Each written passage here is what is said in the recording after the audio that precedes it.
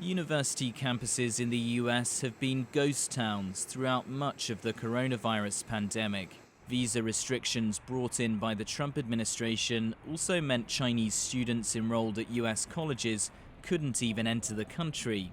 From the 1st of August, though, those restrictions will be lifted for international students.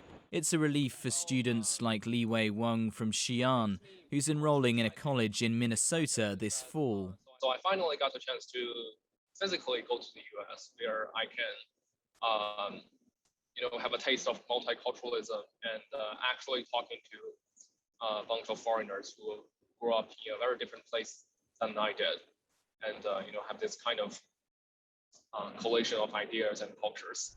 Hundreds of thousands of Chinese students enroll at US universities every year, and an entire industry has sprung up to link up colleges and applicants. I feel like it's been 5 years in one. David Weeks runs a company that organizes college fairs in second-tier cities in China. During the pandemic, we definitely saw a lot of Chinese students be especially hesitant about the US as compared to, say, Canada or New Zealand, because we really struggled with containing the pandemic. But now we're seeing a sort of reversal of course, where the US and the UK, which fared the worst with infections, are now doing the best with vaccinations.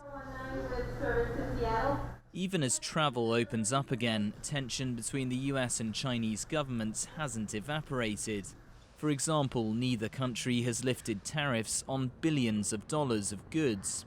But as the coronavirus pandemic starts to recede in the US, personal and cultural exchanges between students are set to return this fall.